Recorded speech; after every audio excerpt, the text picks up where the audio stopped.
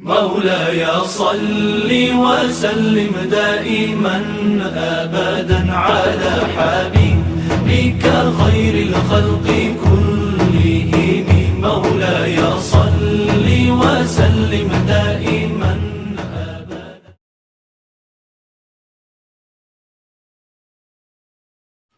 Assalamualaikum warahmatullahi wabarakatuh. Alhamdulillahirabbil alamin wa bihi nasta'inu ala umuri waddin. Asyhadu an la ilaha illallah wa asyhadu anna Muhammadan abduhu wa rasuluh. Amma ba'd. Sahabat kaum muslimin rahimakumullah, pada kesempatan kali ini kami punya azam untuk bisa berbagi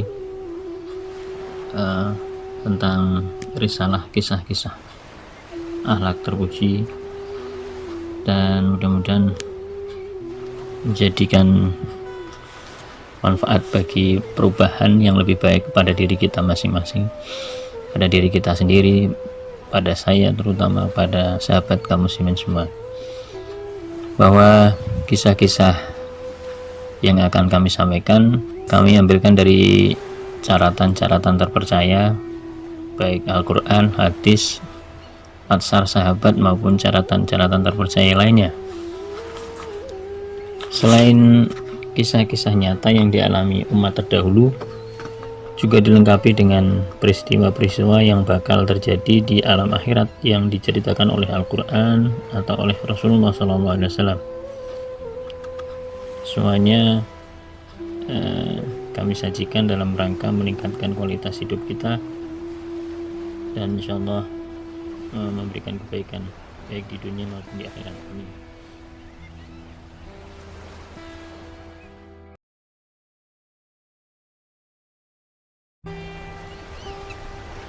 Kisah pertama kami berikan judul Zahid enggan bersolawat.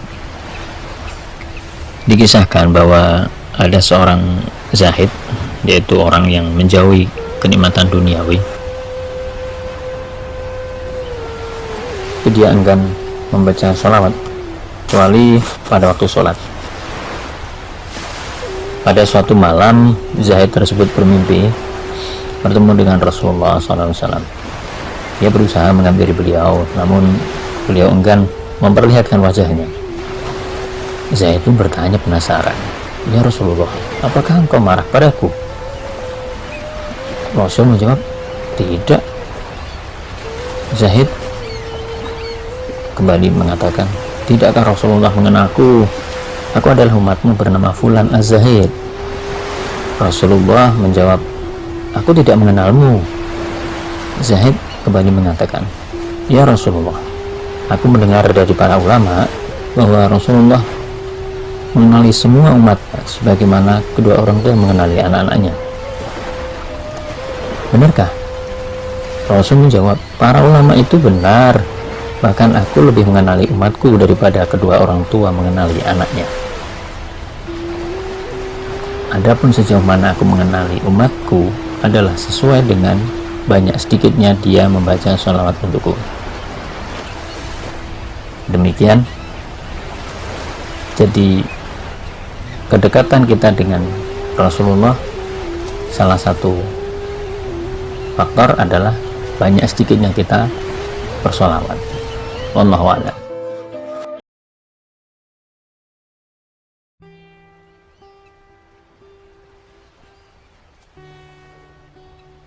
Kisah kedua kami beri judul Bersholawat untuk Sang Putri. Dikisahkan bahwa ada seorang ibu yang berguru kepada Syekh Hasan Al-Basri. Suatu hari wanita itu menghadap kepada gurunya seraya berkata, "Guru, putriku telah lama meninggal dunia. Aku ingin sekali menemuinya lewat mimpi.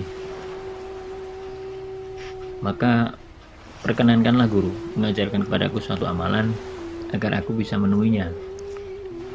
Lalu Syekh Hasan Al-Basri mengajarkan kepadanya agar dia membaca sholawat dan pahalanya ditujukan kepada arwah putrinya. Nah, setelah beberapa hari ibu tersebut mempraktekkan wejangan sang guru, Di suatu malam dia bermimpi bertemu dengan putrinya. Dalam mimpi itu, sang putri mengenakan baju yang terbuat dari api. Lehernya terbelenggu dan kedua kakinya terikat oleh tali yang membara. Nah, ketika bangun tidur, dia begitu sedih dan langsung berlari dia menghadap Syekh Hasan Al-Basri. Maka sang guru beserta murid-murid beliau yang ikut mendengarkan cerita tersebut, semuanya menangis penuh hibah. Beberapa waktu kemudian, Syekh Hasan Al-Basri bermimpi melihat putri dari ibu tersebut. Keadaannya berbalik, berubah total. Putri itu seperti berada di surga.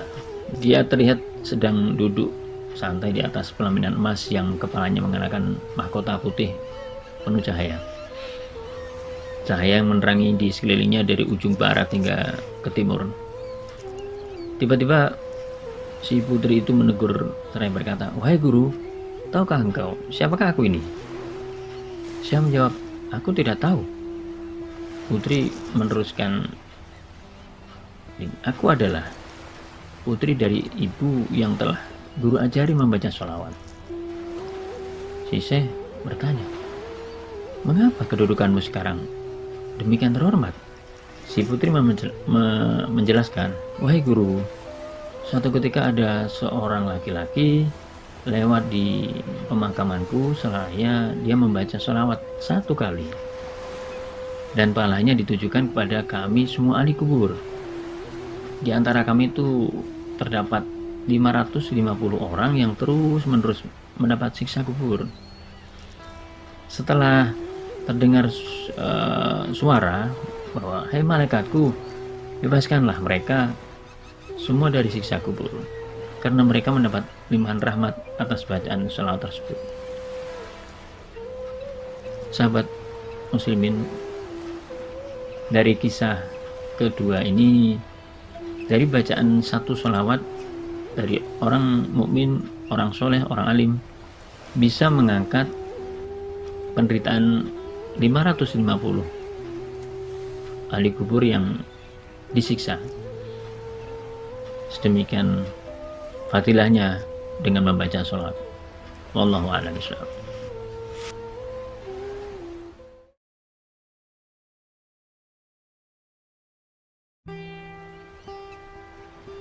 Kisah ketiga kami beri judul Wajah Keledai. Dikisahkan oleh Fudail bin Iyad dari Sufyan Ats-Tsauri. Si Sufyan Ats-Tsauri itu berkisah,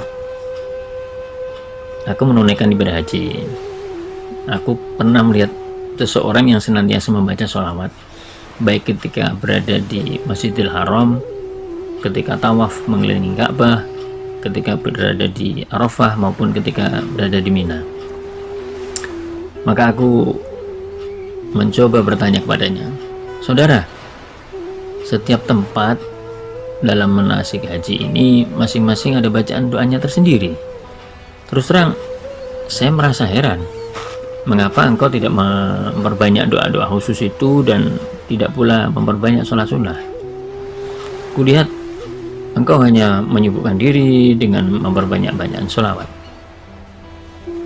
Seseorang itu menjawab, 'Tuan, saya punya kisah tersendiri. Cobalah engkau kisahkan kisah itu,' kata si Sufyan Ats-Tsauri. Kemudian seseorang itu berkisah,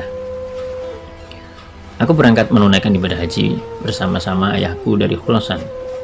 Khurasan itu sebuah suku terpencil di timur tengah sana.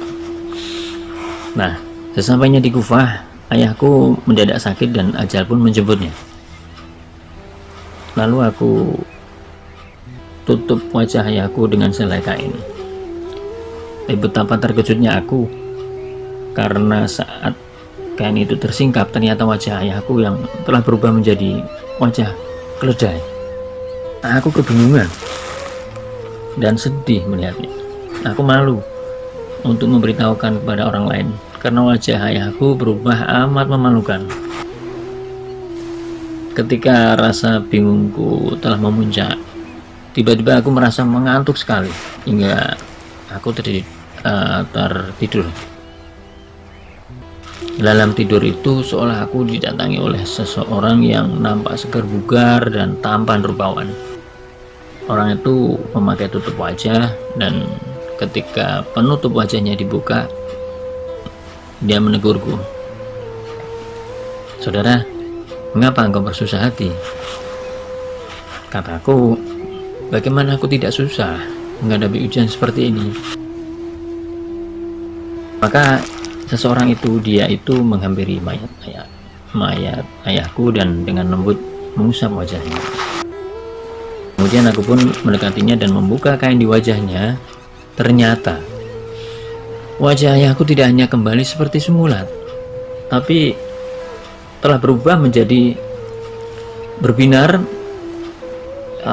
cerah, dengan senyum yang khasnya beliau.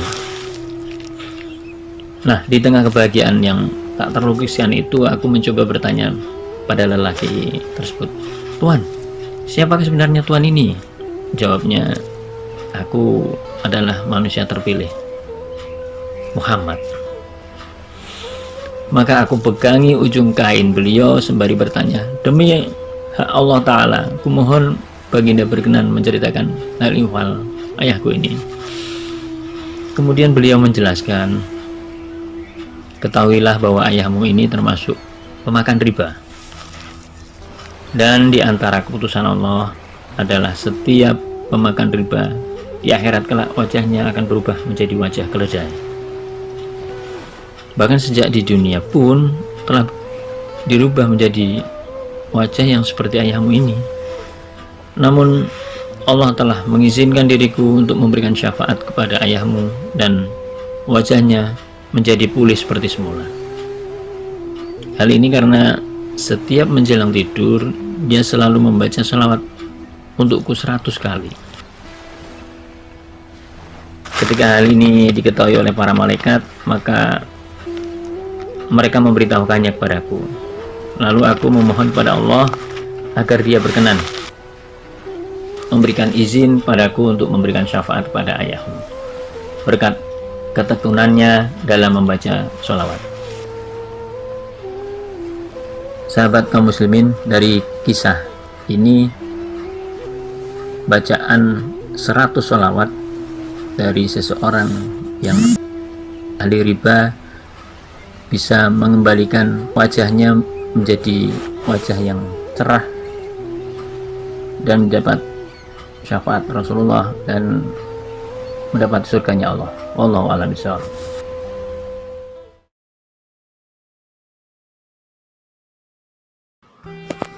Baik, masuki kisah keempat, kami beri judul Simpanan Akhirat. Dikisahkan oleh Ka'ab radhiyallahu an, pada hari kiamat Nabi Adam alaihissalam melihat salah seorang pengikut Nabi Muhammad SAW yang terselip ikut dihalaukan neraka. Nampaknya orang ini memiliki simpanan amal tersendiri yang belum diketahui oleh malaikat, sehingga Nabi Adam alaihissalam mengingatkan Rasulullah seraya memanggilnya, "Hai Muhammad." Nabi menyeru, "Ada apa ya Abal Bashar?" Abal Bashar itu sebuah sebutan bapak dari umat manusia. Nabi Adam menyeru kembali, "Ketahuilah wahai Muhammad, salah seorang dari umatmu ada yang ikut digiringkan neraka." Dari pemberitahuan itu, Nabi Muhammad berlari menghampiri orang tersebut dan menyeru pada para malaikat yang menggiringnya, "Hei malaikat, berhenti sebentar." Dan malaikat kembali menegaskan bahwa aku diutus sesuai yang diperintahkan dan mentaati segala yang diperintahkan. Ya, jangan halangi aku gitu. Bilang secara tersiratnya begitu ya.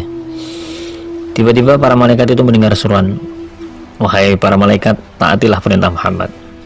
Maka Rasulullah SAW bersabda, "Wahai malaikat, kembalikanlah orang ini ke tempat penimbangan amal." Lalu para malaikat mentaati perintah Rasulullah SAW dan membawa orang tersebut ke tempat penimbangan amal. Setelah ditimbang, ternyata amal buruknya lebih berat daripada amal baik yang ia lakukan. Selanjutnya, Rasulullah SAW mengeluarkan sebuah simpanan amal baik dalam bentuk bacaan sholawat. Sholawat yang senantiasa dibaca orang tersebut semasa hidupnya di dunia.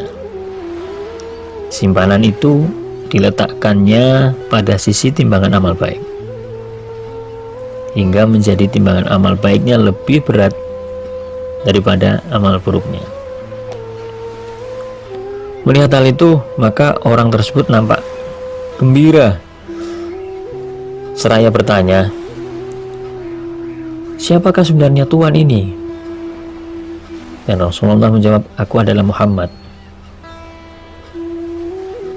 Orang itu lalu bersujud mencium kaki beliau seraya berkata, "Ya Rasulullah, apakah gerangan yang tadi Tuhan lakukan, apa yang tadi Tuhan letakkan pada penimbangan amal?" Rasulullah SAW menjawab, "Itu adalah simpanan amal baik berupa bacaan sholawat yang kamu baca sewaktu masih hidup di dunia." Dari kisah ini, bacaan sholawat kita sebagai simpanan amal kita, insya Allah di akhirat akan menjadi timbangan yang memberatkan amal baik kita, dan insya Allah mendapatkan surganya Allah. Allahu a'lam bishawab.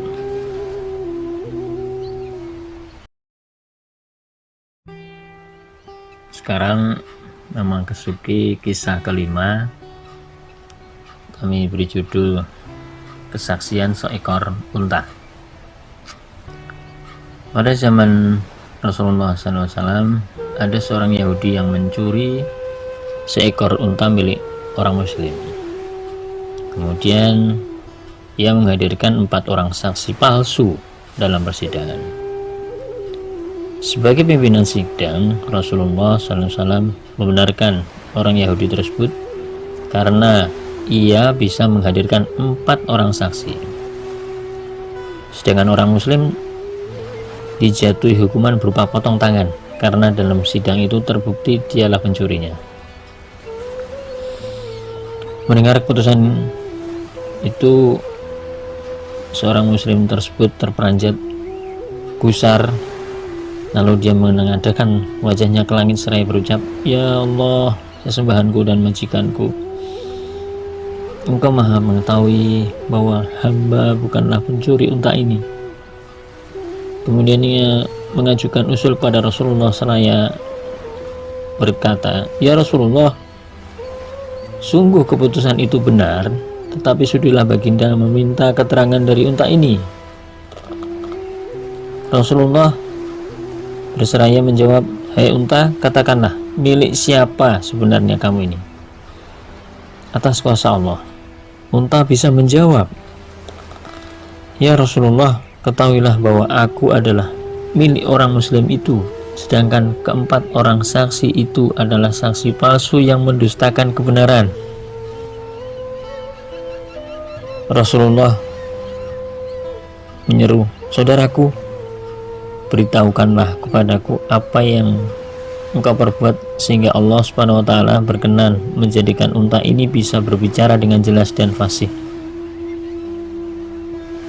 Si Muslim menjawab, "Ya Rasulullah, saya tidak pernah beranjak dari tempat tidur sebelum terlebih dulu membaca sholawat untukmu 10 kali. Dan Rasulullah menyeru, "Saudaraku, saat ini kau selamat dari hukuman potong tangan, dan di akhirat kelak niscaya engkau akan selamat dari siksa neraka. Itu semua berkat bacaan sholawat yang engkau persembahkan untukku."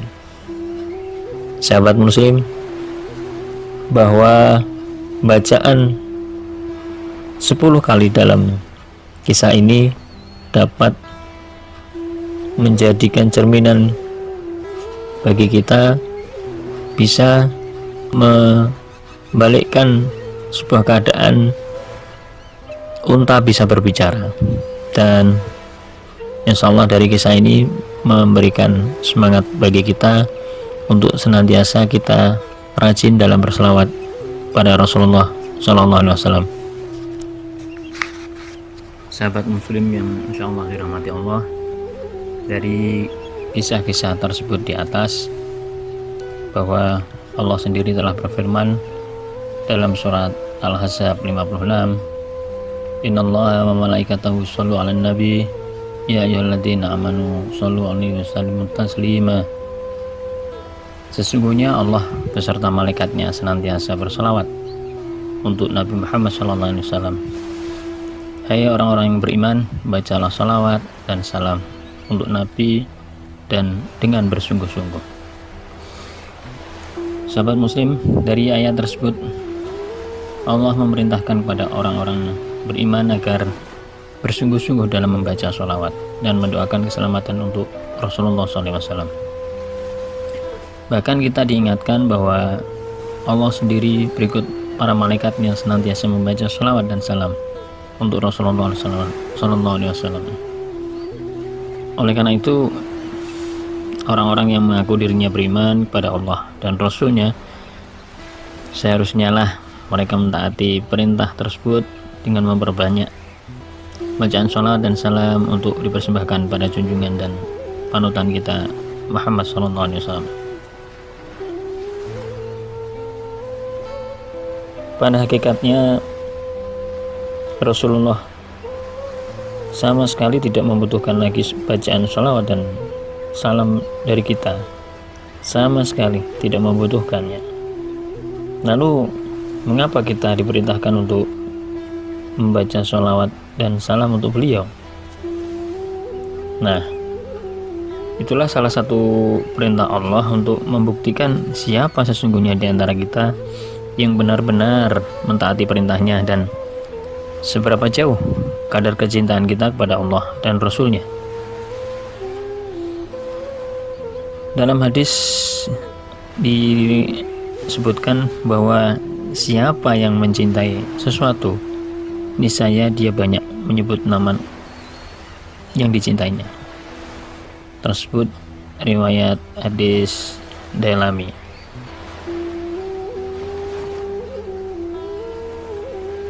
Sahabat muslim yang dirahmati Allah, semakin tinggi kecintaan kita terhadap Allah dan Rasulnya, niscaya semakin banyak salawat yang kita baca, dan semakin banyak kita membaca salawat untuk Nabi Muhammad SAW, maka derajat kita sebagai muslim pun semakin utama. Rasulullah mengisyaratkan dalam sabdanya, sesungguhnya manusia yang paling utama di sisiku pada hari kiamat adalah yang paling banyak membaca salawat. Hadis riwayat Nasai, Tirmizi, dan Ibnu Hibban. Dengan demikian, bacaan salawat di samping sebagai bukti cinta kita kepada Allah dan Rasulnya, juga pada hakikatnya kita mendoakan diri kita sendiri. Ibarat sebuah gelas yang telah penuh dengan air, maka air yang kita tuangkan berikutnya bukanlah untuk mengisi gelas itu, tetapi akan tumpah, meluap keluar. Demikian halnya dengan bacaan salawat untuk Rasulullah SAW, karena Nabi Allah telah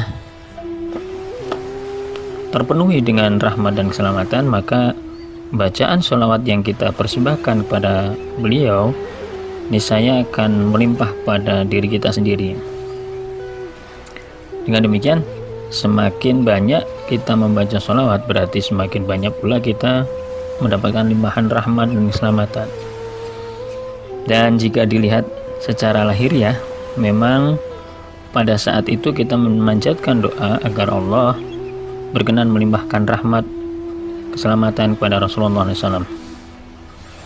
Tetapi pada hakikatnya saat itu kita sedang mengharap limpahan rahmat dan keselamatan